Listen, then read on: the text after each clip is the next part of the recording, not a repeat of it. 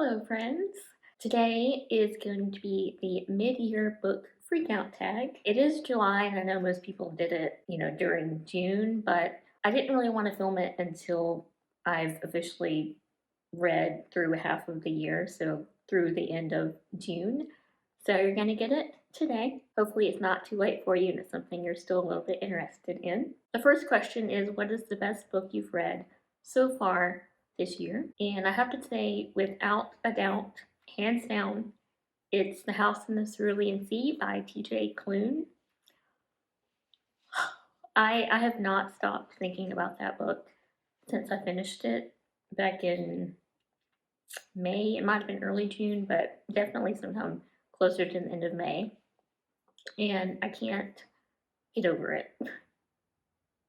I think all the books I've read after that have paled in comparison, so I feel like some of them I would have liked more had I read them either long after I finished reading The House in the Cerulean Sea or before I ever read it. Which I know is not fair, but it happens. The second question is, what is the best sequel you've read this year?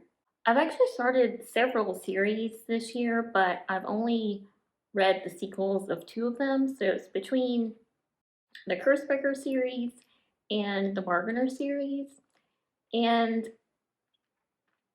I'm not sure. So I really loved the first book in the Cursebreaker series, A Curse to Dark and Lonely, and then so that was a 5-star read for me, and then both of the sequels for that were 4 stars, so I still really enjoyed them, but they did get lower than the first read.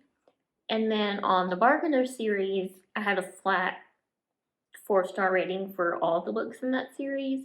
So it didn't drop, but it also didn't get better. But I think I'm going to have to go with the sequels in the Cursebreaker series, even though my rating did go down on them. And that's just because I feel like there was better plot development in those sequels. The Bargainer series, I really guessed a whole lot of what was happening well before it happened in the series, where in the Cursebreaker series, I knew where I wanted it to go, but I didn't necessarily know if we were going to get there. So overall, I think I'm going to go with the best sequels being with the Cursebreaker series. A lot of people didn't really like the rest of that series, but I actually liked how they ended. So, okay, and 3 is a new release that you have not read yet but want to. And this one I just learned about it. It just came out in June, I think. And it's called The Wolf and the Woodsman by Ava Reid. I don't actually know all that much about it. I know that it's a mix between Hungarian and Jewish mythology. But what drew me in was the first sentence on the summary. In her forest-veiled pagan village, Avika is the only woman without power. So that just brought me in. That's why I want to read it. Okay, the fourth question is, what is your most anticipated release for the second half of the year? And I've mentioned this in other tag videos that I have no idea how you find out what books are coming out within a year unless it's, a month or two right before they're actually released. So I have absolutely no idea because I don't know what's coming out for the rest of the year. Okay, I'm going to combine, actually several of these I'm going to combine, but the first ones I'm going to combine are questions 5 and 6. What's your biggest disappointment and what's your biggest surprise? My biggest disappointment was definitely The Midnight Library by Matt Haig. And it was surprising because I had so high hopes for it.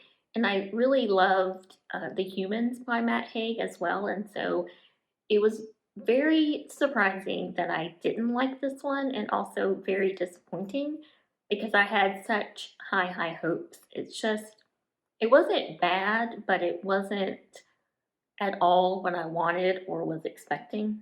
So it was just kind of okay. It was a flat 3-star meh. So sad and disappointing and surprising, but not in a good way. I suppose this question was meant to say what surprised you in a good way, what you thought you wouldn't like but did. But I haven't really had any of that, so it surprised me that I didn't like what I thought I was going to. Okay, number 7 is what is your newest favorite author, a debut new author, or an author that's new to you?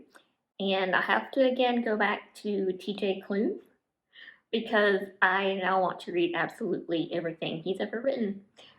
Although I guess I can't actually definitively say that he is my new favorite author, considering I've only read one book of his, but I'm holding out and I've heard really good things about his other books as well, so I'm gonna say he's a big contender. Number 8 is your newest fictional crush. I mean, I can't really say that I usually have crushes on fictional characters. Okay, number 9 is your newest favorite character. And I'm sorry, I know this is going to be really redundant, but we're going back to the house in the Cerulean Sea because Chauncey. Oh my goodness.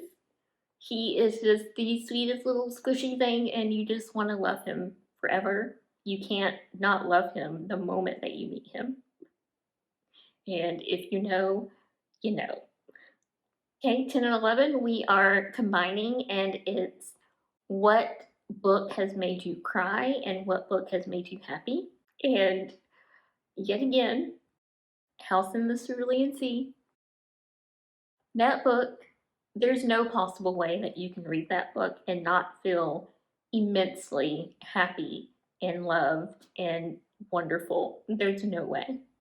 And I haven't actually cried, and I'm sure this question is actually saying what books were sad and made you cry, but from the beginning to the end, there were misty eyes for me, and not because of sadness, but because of so much joy and happiness. It's just, oh my goodness, I love it so much. Okay, number 12 is what is the most beautiful book you have hauled this year?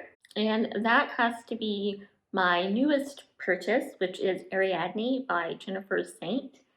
Now, specifically, I bought the UK edition because the US edition, not so much, but the UK edition is stunning, which is another new release that I'm looking forward to reading as well. And lastly, what are some books that you need to read by the end of the year?